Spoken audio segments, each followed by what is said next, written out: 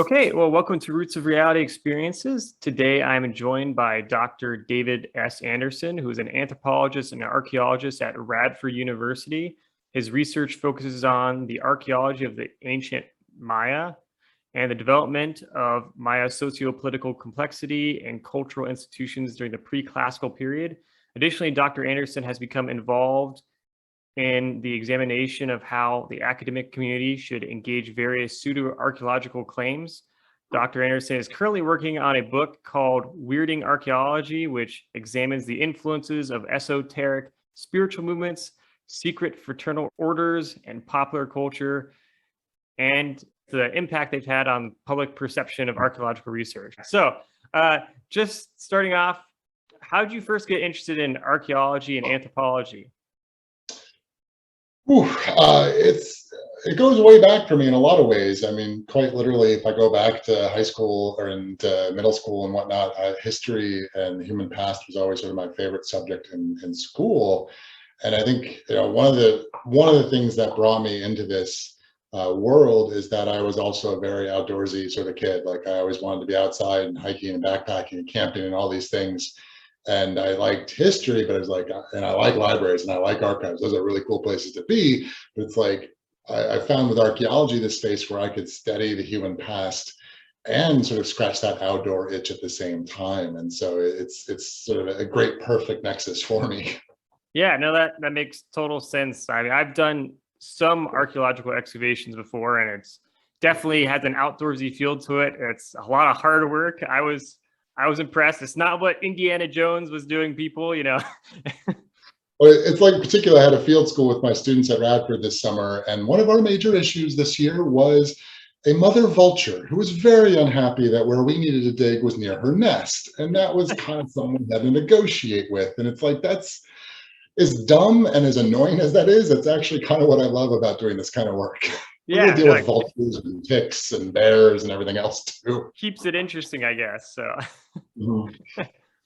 and so I guess tell me a little bit about your research that you're doing. So you do I guess your main expertise is on ancient Maya, Mhm. and then you're also getting interested in pseudo archaeology. Tell me a little bit about both of those topics. Yeah. So my sort of more traditional work, that what I did in grad school and whatnot, focused on studying the Maya. Most people are familiar with the Maya in their classical form. That is sort of the height of complexity of Maya civilization hit between about 600 and 1000 AD. And we got these very large cities with complex art and architecture and hieroglyphic writing. Um, that's all really cool stuff, and I love that stuff. But I love beginnings and origins, and so a lot Yeah. of my field research focused on the pre-classic Maya, several hundred years before that. So, or if not, 1,000 years before that. My dissertation was on a site called Shtobo in northwest Yucatan. That is a middle pre-classic about site that dates to about 500 BC. And it was one of the biggest socio-political centers in northwest Yucatan at that time. And it wasn't huge, but it was about a square kilometer. It was home to well over 1,000 people. It had two pyramids that are 8 meters tall and a nice rectangular plaza in the middle of the site. There's a ball court for playing the Maya ball game and whatnot. But it's all smaller and it's all kind of squishy. And I love that squishiness as different cultures are figuring out how they want to do complexity. And so we get some funny things like my friend and colleague, Nancy Paniche Mai, was working at another site just a few kilometers away from the same time period. She had a throne room. But her site was like way smaller than the site that I was working at was, but Yeah. she had the more stereotypical elite architecture than I did in some ways. And it's just, those are the sort of things I love, whereas cultures are figuring out how they want to do complexity. Yeah, no, that makes perfect sense. I mean, it is amazing when you're trying to dissect a society that lived long ago and trying to make sense of it and how it came about and what happened to it, which is an incredibly complex process that probably Yeah. not enough people appreciate. Which kind of leads, I guess, to one of the main topics I want to talk to you today, and that's pseudo archaeology. I guess Yeah. what what was your first encounter with pseudo archaeology? Oh, this goes straight up to the origins for me, really, too. Okay. So pseudoarchaeology is something where someone interprets the past based on archaeological data, but sort of eschewing archaeological methods and understandings. And so, the really easy example, like, what are we talking about when I say this pseudoarchaeology?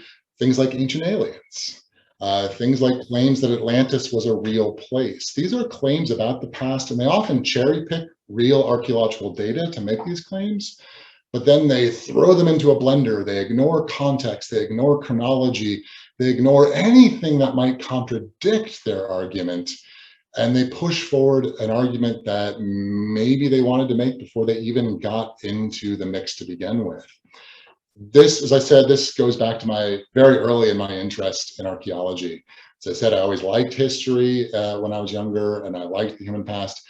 And so when I was going off to college, I didn't really know what I wanted to do with myself for my life. And I was in my local bookstore and ended up buying a book called Fingerprints of the Gods by a guy named Graham Hancock. And this Oh, is, okay.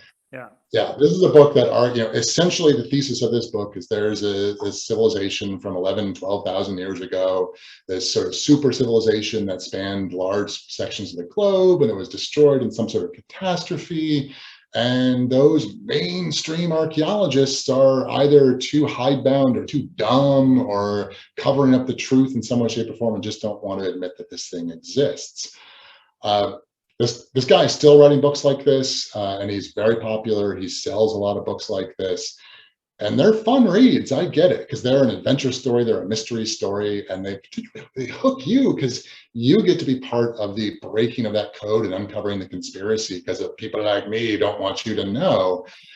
And I loved that book when I read that book. It was Yeah. amazing. And there were like a couple of things, like he said that Teotihuacan, this huge city in central Mexico, was this like complex earthquake range detector, like, really, there were a couple of things when I read that book, I'm like, this might be a little bit advanced, but for the most part I thought that book was like, yeah, this is really amazing. Wow. And I went off to college starting to take archaeology classes, and I really started to take archaeology classes with this idea that I was going to help expose this truth and break down the walls of this academic cabal that Wow. was That's going to live fascinating. on it.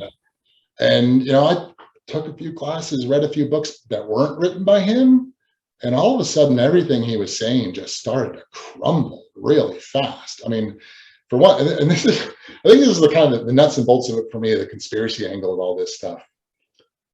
If I could prove what he wrote in his books, if I could prove Atlantis was real, if I could prove aliens came here in the past, I'm in. Like, that would, I'm totally like interested in extraterrestrials and alien life outside of this planet. Like, that'd be a really cool thing if we had evidence for it. But yet, people hit me up on social media all the time where they're like, you just don't want to admit it, or you're hiding the truth. There's nothing in it for me to hide the truth. There's literally zero anythings in it for me to hide the truth.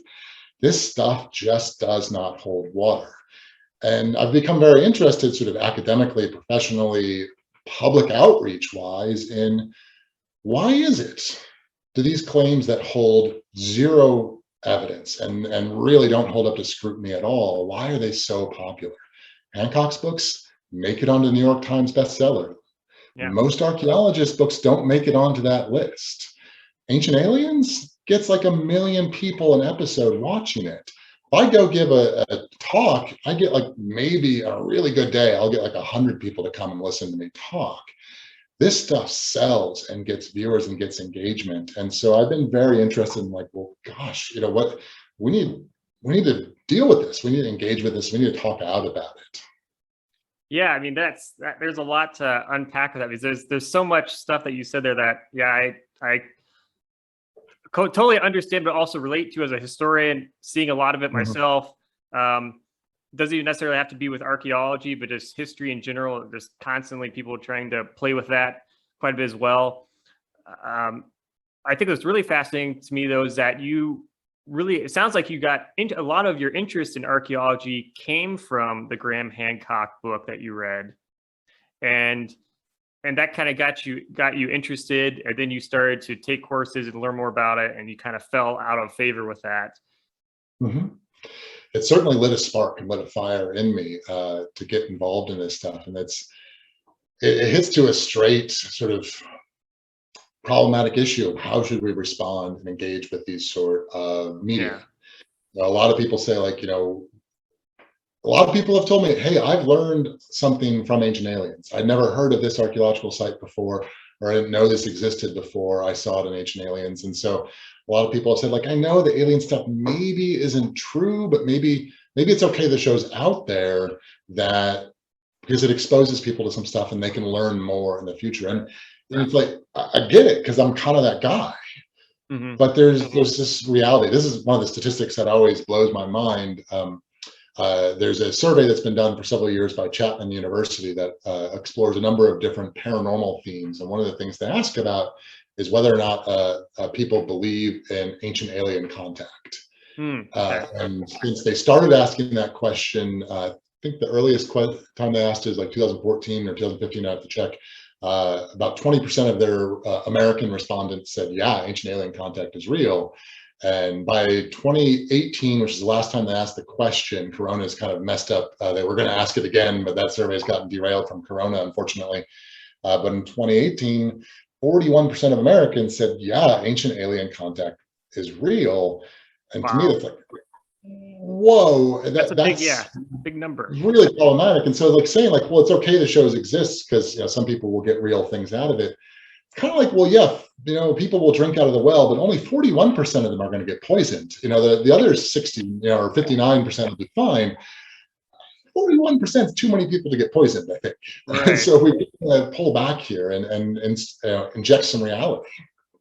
Yeah, I mean, I wonder, like, if this has been a growing trend with I mean, it seems like to me, I don't know necessarily, because I don't know exactly the history of sort of the promotion of these type of beliefs on television, but I don't think Ancient Aliens came out too long ago, and it seems like these type of shows have only increased in popularity in terms of there's more and more of them now, at least from my perspective. I'm not sure entirely, but there's a very long history here that has certainly exploded. Ancient Aliens debuted in 2010, but of course the TV show is based on Eric von Daniken's book, Chariots of the Gods, which came out in 68 or 69. I always screw that up. I think it's 1968. But von Daniken, there's kind of a whole nother rabbit hole here, but basically he was not the first person to write about this stuff. In fact, there were so many issues with Chariots of the Gods that he was sued for plagiarism. And ended up settling out of court, but there were several other esoteric books that he was drawing from very specifically. The ancient alien claims in one way or another go back to the 19th century. And absolutely this holds true if we go into more general stuff like lost civilizations. They are in essence a creation of the Victorian era and the colonial era before that, where a lot of these ideas of like the myth of the mound builders. There's a claim that a lot of people state that there was a lost race of that lived in North America and built all of the mounds across the eastern half of the United States that we know today were built by Native American ancestors. But the idea of the myth of the mound builders is like, well, it was an explicitly racist conception that said that Native Americans were not capable of that kind of labor or architecture. And so it must have been some earlier lost race that had built that then the Native Americans chased off. And so this is a very explicit idea that, this idea made it to the US Congress. It was so popular. In fact, Andrew Jackson, when he called for the removal of Native Americans to the east of the Mississippi or west of the Mississippi, in his, I guess, his second joint address to Congress, he explicitly says, you know what, it's okay if we remove the Native Americans because it wasn't their land anyway. It was this lost mound builder race that had that land first.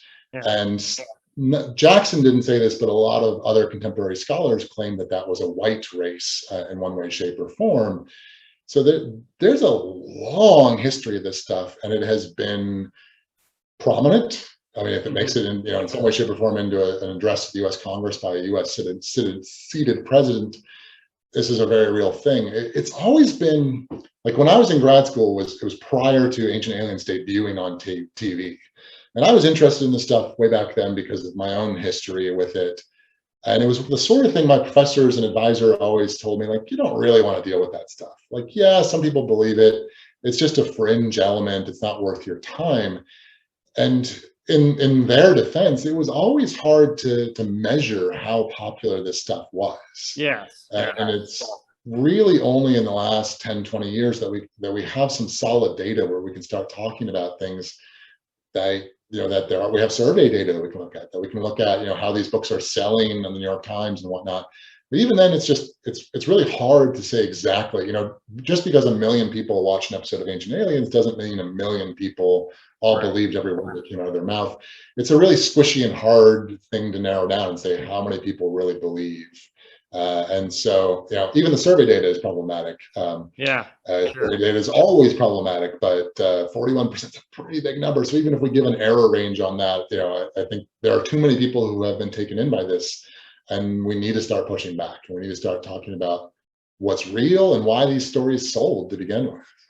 Yeah. So at what point? Because I mean, it sounds like obviously you've always been interested in this topic to a certain extent. But when did you determine that, okay, this is a problem and we need to start, acknowledging it as a problem in the field of archaeology and kind of combating it and helping educate the public about these views? I explicitly started doing public lectures on this stuff back in 2011, 2012, when the Maya calendar debacle began. Okay. That makes sense. This was my primary field of specialty anyway. And we had all sorts of people starting to say, like, oh, the Maya calendar is coming to an end. What does that mean? Does that mean apocalypse? Does that mean transformation of consciousness?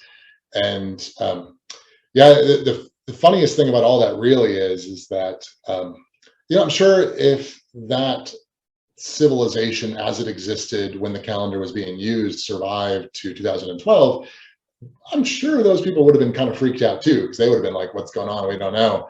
But when that calendar was used, when it was created, when it was being employed regularly by Maya rulers, they didn't write down one single thing about what was going to happen on that date. Like all of the, like, it's going to be calamitous, it's going to be good, it's going to be bad, it's going to be in the middle, we're going to be like, that day. All of that stuff was just pure modern speculation when it happened. Right.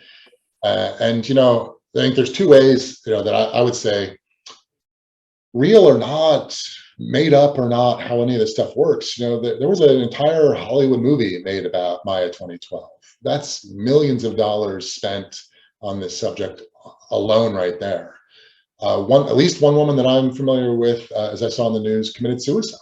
She was so concerned about what might happen on that date and concerned that it was going to be that bad that she left this world by her own hands. And that's real impact.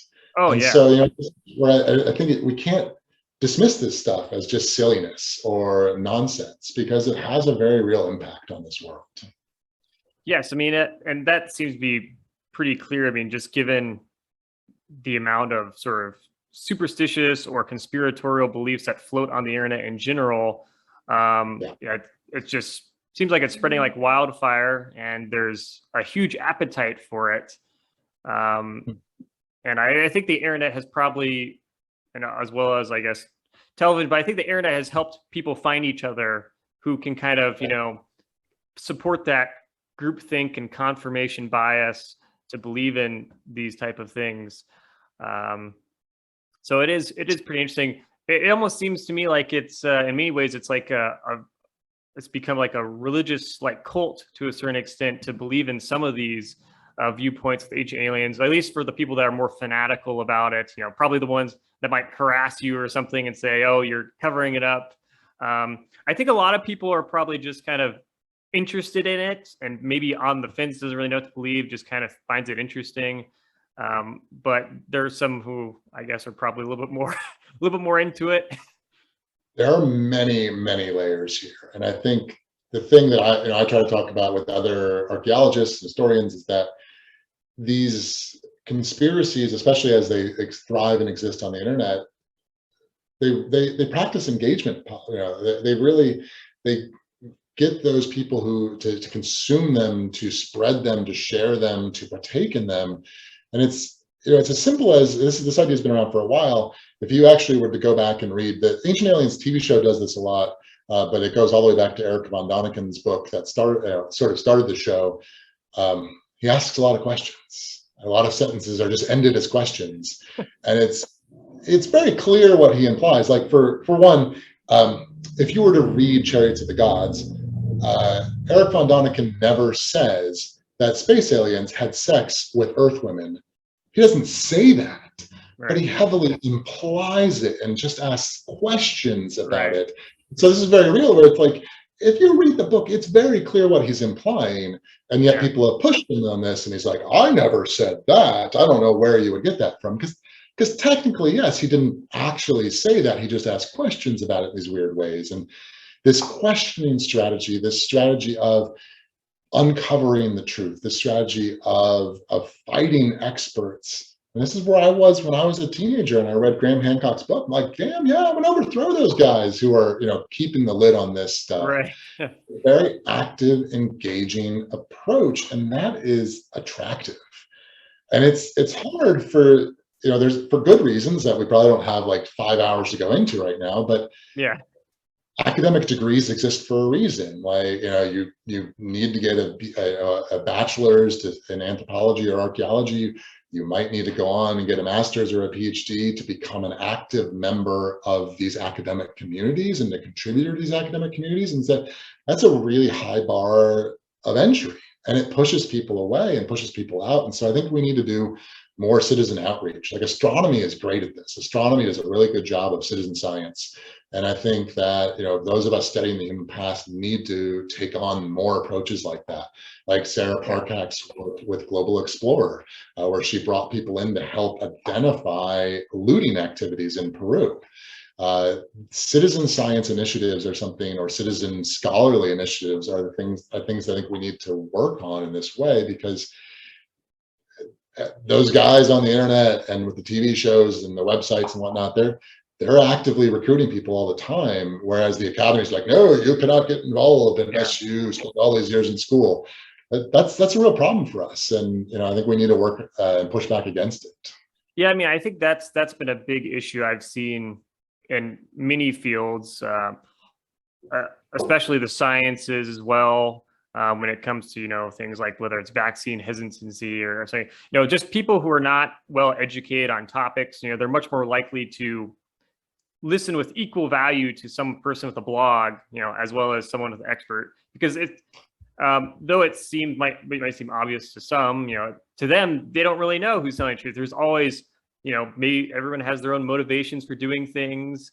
And so even if they are a doctor, wherever, they might just be lying about it or trying to cover up something.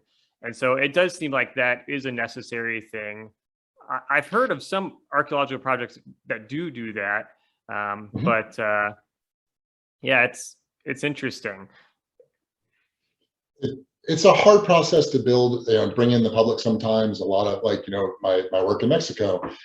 Mexico is very strict in their permitting process. Like, I have done archaeological field schools in the United States. Like this summer, we were working at a 19th century Appalachian cabin site. Really fantastic archaeology. It was good fun with the students. And it's accessible to us, but bringing students to Mexico, harder logistically, if nothing else, logistically harder. And then from a permit process, Mexico is not, resists having students work on archaeology sites. Archaeology is one of these things, like, once a hole is excavated, nobody else can come along and do it again. And so if you mess up that excavation and you destroy something in that process, nobody can come back and fix it. And so there's a very real reason for training and experience and bars to entry here and whatnot. And so it can be logistically hard and problematic to bring in volunteers or to bring in students or whatnot to do some of this work. And again, it's for good reason, but we need to find ways to work around these things. We need to find ways to engage people that are accessible and allowable. Yeah, no, that makes total sense. I mean, I've heard of a lot of colleges have programs in foreign countries that will bring students. I think the only one that comes off the top of my head, because I've actually been a part of it at one point, there's a project called the Balkan Heritage Project in Bulgaria that also works different places in Eastern Europe, and they allow people who are not even students, just anyone who wants to have an experience as an archaeologist and help them do some excavations, can just pay and be a part of a project. And so I don't know, maybe some more types of programs like that could be beneficial. Yeah. But I guess just, any way for people to, get to talk to an archaeologist, I think that's just such a big thing.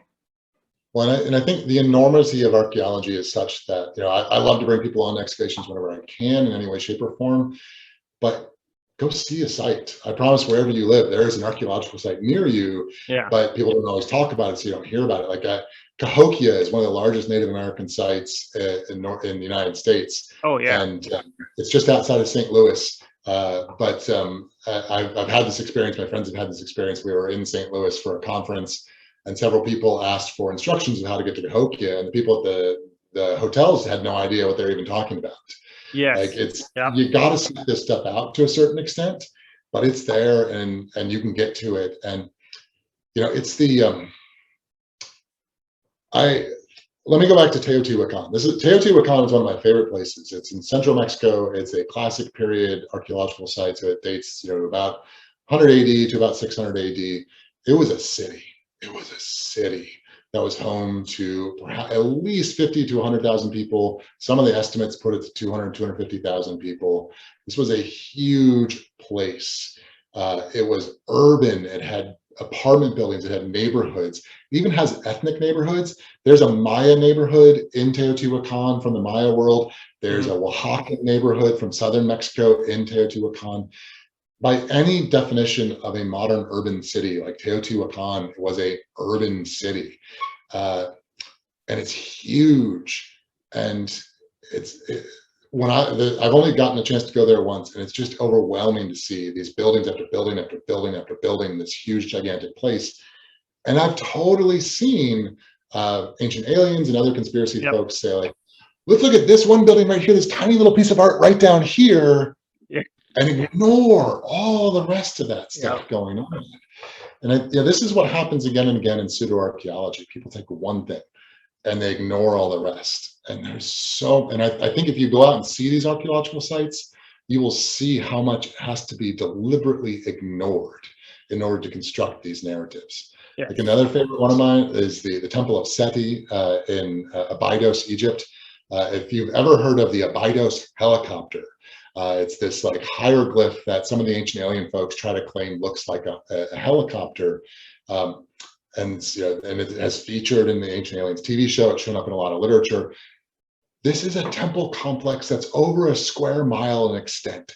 It's huge. Every single stretch of the wall is covered in art and paintings and carved hieroglyphs and decorations. The ceiling is painted. It's this huge building. That hieroglyph is literally like this big up in one corner way over here. And it used to be the pharaoh's name. There's a whole backstory of what's actually going on there. But it's this perfect example of like, you know what, if you ignore this entire square mile big temple, just look at this itty bitty thing, our alien argument totally makes sense. If you get out and see these archaeological sites, to me, it's immediately obvious, like, what is being ignored, how much is being dismissed and just dropped to make these total leaps of faith arguments. Yeah, I mean, it does sound like even on I guess a more general level, just having more educational programming in schools about how to, figure out what's good evidence or not would be great benefit to a lot of different fields that are battling, whether it's pseudo history, pseudo archaeology, pseudoscience, pseudo medicine. There's just so many things that comes about in society. It's really just due to a lack of a basic understanding of just how the process works to discovery, which is really unfortunate because I don't think it'd be too hard to really implement programs like that, but I guess it's just not stressed enough. Archaeology, I always try to talk about too, is a great example of inductive logic. our interpretations are not based on whims. There's a great, I love Eddie Izzard. If you've ever heard of the British comedian Eddie Izzard, he has a great series of jokes about archaeology, about a series of walls, and the archaeologist points to all the walls and says everything that's going on in the site. And that's what it looks like when you're an outsider. And then archaeologists need to do a better job of sort of explaining their rationales and their decision-making process. But, with every excavation, there can be, I have literally dug excavation units that are, a couple of meters by a couple of meters, where literal tons of broken pieces of pottery have come up out of those excavation units. The interpretations based on those excavations are not based on 1 or 2 points of data. Right. They're based on thousands, if not tens of thousands of individual points of data that are built up on top of one another. It's problematic because some of that data for us is not always easy to demonstrate in sort of a sexy, accessible way. Yeah. Like, oh yes, we dug through 5 different construction levers, and here's the 5,000 different pieces of pottery that came out of there, and here's the plastic floors, and here's how we date each one of those different pieces of pottery. It's a lot easier to say, like, yeah, that building was built in 500 AD, and that number resonates better with people and takes less time to say. But we need to explain, like, how did that, where did that come from? What is that based on? Like, I guess I'm guilty. I'm already guilty of it right here talking to you. I said that the dissertation site that I worked at, Shtobo, was dated to 500 BC. That was based on a series of excavations where over 30 different test pits, we found pottery in each one of those test pits. And the pottery that we found in each one of those test pits is stylistically different over different periods of time in the Maya world. Just like you can pick out a 1950s car versus a 2020 car from the style of the body, you can look at pottery and say, like, hey, they were making this during this time period, they were making that during that time period. And so we know, based on all the pottery and the style and the form that it was made in, that site dates to around 500 BC. We got a pretty big range around them, exactly when it was then occupied, for sure. But it's that style that can help us do this. And we need to do a better job of that, of showing that data, showing how it worked and where these conclusions come from. Because I have totally had people say to me, like, oh, archaeologists make up those dates, and they change those dates whenever they want to. No, I mean, yes, with new research, dates have changed, but they change for reasons, for this objective data-based revision, not just because on a whim somebody wanted to change a date to something else. Yeah, well, I mean, and that's just a big part of doing research in general, is that you don't have all the information at once, and as you learn more, you go back and you evaluate it and see if you have different timelines for things, and that's just a normal part of doing research, especially in archaeology. So yeah, the huge part of archaeology, because whatever site just so happened to get excavated first is our model of what it's supposed to look like. Right. And lo and behold, as more and more sites get excavated, that model has to shift and change. Yeah. Well, I mean, I know when you mentioned this idea about a lot of archaeologists would love to be able to find some big discovery, like, oh, ancient aliens or something like that. I mean, that would be fascinating to so many people. No one would want to cover up something like that. No one would want to, because who wouldn't be interested in something like that? But it is pretty comical, I find, when I do hear people talk about how, it's just a bunch of scholars that get together that just want to hide, and fight off any interpretation that's different from their own. It's like some type of organization that is just, there's no freedom of thought, no arguments. Yeah, and this is well and truly what sort of saw this conspiracy wall crumble for me, because when I read that book by Hancock, Fingerprints of the Gods, back in the day, that's what he said. Like, they won't accept any other interpretations. They won't, nothing, there's this status quo that they have to maintain. And he still says this to this day. When I met actual archaeologists and started reading actual archaeology books, good God, we fight with each other all the time. Yes, and everyone is constantly trying to overthrow the old interpretations with that new data. Yep. These interpretations change constantly and are being argued about constantly. And have his ideas never been accepted? Yeah, because they don't have objective merit. You know, he's been writing books since the 90s claiming that archaeologists are ignoring this data. I've read his books, not all of them. He's written a lot of books, but I've read several of his books, and I have colleagues who have read his books. Ken Fetter is a professional archaeologist. Dr. Fetter has written a review of one of Hancock's books for American Antiquity, one of our top journals. We're not ignoring this stuff. We're not ignoring this stuff at all. It's just not right. And it doesn't actually have merit when you look at the enormity of all the other data that's out there. It's there's plenty of things that debunk Graham Hancock books and all the other various pieces of literature that promoting pseudo-archaeological ideas, and of course, just also the fact that he has zero background in archaeology, or so as many of these people do. And it's not to say that you can't know a lot without having a degree in something, but that training does make a difference, especially when you're promoting material that is just random stuff you're like gluing together to make it try to fit a story. So it's a fine line. You should never just trust every expert ever and never question them and never doubt them. You should absolutely question and doubt people like me all the time.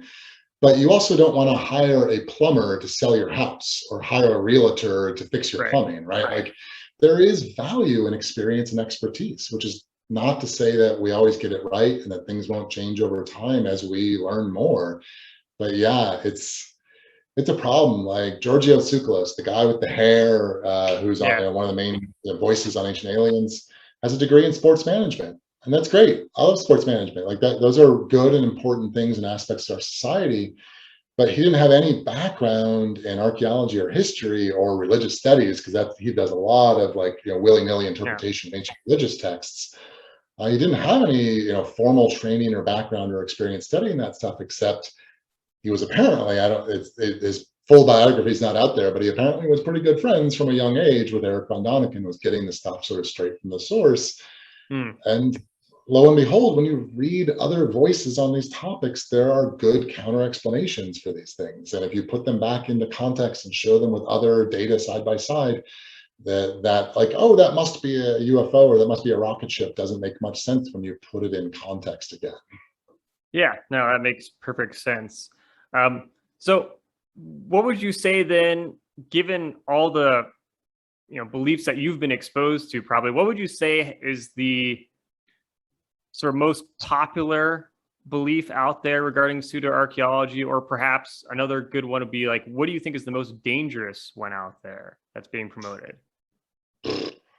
It's I think the most dangerous element to this topic is there is a very real substrate of racial assumptions. Okay. And I think it's not immediately clear to most people engaging or attracted to or interested in these ideas, but it's very much there. So, for example, we've talked about like the mound builder myth already today. Another example that I'm interested in is Percy Fawcett. Percy Fawcett was a British adventurer who got lost in the Amazon in the 1920s, looking for the lost city of Z. That he believed there was an outpost of Atlantis in the heart of the Amazon jungle, basically. And Hollywood made a whole movie about this, biopic depicting his glorious search in the jungle and how he was fighting for the truth when other people were trying to cover it up. And they totally left out the part that in Fawcett's published memoirs, right here, in Fawcett's published memoirs, I just bought this on Amazon, it's not hard to find. In this book, he explicitly says that brown-skinned people could not have built this lost city, that it has to have been a white-skinned ancient race. Yikes. Brad Pitt funded this movie. Like, they totally left it out. Someone tried to recruit me to be on a TV show where I went looking for this city, and I explained this to them. And they're like, "Oh, but we don't want to do a racist story." I'm like, I know you don't, but that is literally part of the story. And if you just drop it, you are disguising, covering up, hiding a truth. Yeah. Most of these claims, these lost city, lost civilization, ancient alien claims, are all built on a fundamental assumption that indigenous people in these parts of the world could not have built these buildings. And we need some other explanation. We need a lost civilization. We need aliens coming in to do it instead. These are ideas that they fundamentally undermine the value of human experience and human capability, what these indigenous populations did. Yeah. Yeah. And so you should question somebody like me and say, hey, what's the real evidence for this? And we've got that. We'll lay that out in reams of books and evidence and data that we've got going on here. But fundamentally, like, the data shows that these buildings, these sites, these civilizations were built by the population of Central America or North America or Asia or Africa, whatever you want to talk, whichever example you want to go to. These stories of lost civilizations and ancient aliens are trying to rip those accomplishments away and give them to somebody else instead. And there's a very regular and inherent white versus brown dichotomy going on there, or gray, if you want to pull in the gray aliens instead. But there's very regular reality here where these claims seek to disenfranchise people of color. And that is direct neo-colonial violence. It is undermining very real human accomplishments, and that's a huge problem. Yeah, and I mean, and you can see it through just the historical record of where these, as you talked about earlier, where these arguments come from originally, from that background. And it's a shame because it's obviously not only achievements for these societies, but also achievements for just human beings in general that should be praised, and there's just fantastic works of architecture throughout all over the world and in ancient history that need to be recognized. I suppose another danger with that, just you got me thinking, is I do wonder about geopolitical concerns with ethnic tension between two countries, bordering each other. Or one has an archaeological site or something like this, and they can build this ethnic myth about how superior they are to their rival next door. I could easily see that also be taken advantage of as well. The Nazis literally did that. Yeah. That was part. They used archaeology as part of their attempts to justify expansion throughout Europe. Yeah. That's also literally what Andrew Jackson was doing. He was trying to explain away the accomplishments of another culture and giving it away to somebody else to justify the expansion of the United States. Like, these things absolutely do happen and have happened and are continuing to happen. Yeah. Well, let's see. I know I don't want to take up too much of your time, so I guess what I'm curious about next is, how can people who are interested in archaeology, maybe they're a college student, or maybe they're an adult, but they're still interested, what can they do to learn more about it and perhaps learn some more information that's not on ancient aliens, or other TV shows that promote interesting things? Yeah. It's getting harder and harder because we're losing in the media market. I think one of the simplest places, Archaeology Magazine, still a great publication published by the Archaeological Institute of America. You can get it at most of your local bookstores still. The AIA that publishes, the Archaeological Institute of America that publishes that magazine, has local chapters all across this country that bring in archaeologists to give lectures and give talks. They're a great promoter of this information. It's getting harder and harder to find good books in your local bookstore. But like, one of my favorites that I always try to push people towards, just because this is kind of an enormous tome, but I swear it's a really good book, is Chris Scare's book, The Human Past. It is a phenomenal trove of just sort of an overview of archaeological data around the world. There's so much information out there, and I think the problem we have in our discipline is that we have so much data that it's pretty overwhelming to somebody coming in from the outside. And so I think taking those tiptoes in are what you want to do, rather than try to dive all the way into the heart. So go pick up a copy of Archaeology Magazine. That's a fantastic place to start, I think. Yeah, absolutely. And how can people keep up with your work and look out for your new book coming out? You can find me on all of the social medias at DSA Archaeology. I've not gone to TikTok yet, maybe I should, but I've got a Twitter account and a Facebook account and an Instagram account where you can find me there. And I try to, keep people in the loop of what's going on in my world and other things I see coming up in the media. Awesome. Well, thank you so much for coming on. It's an important topic, and I'm really glad that there are people like you, trying to help promote, archaeology in a sophisticated way and help people learn more about it. So thank you so much for having me, Ben. Thank you for doing this podcast. Like that, just getting the word out is so important. Just having these conversations is huge.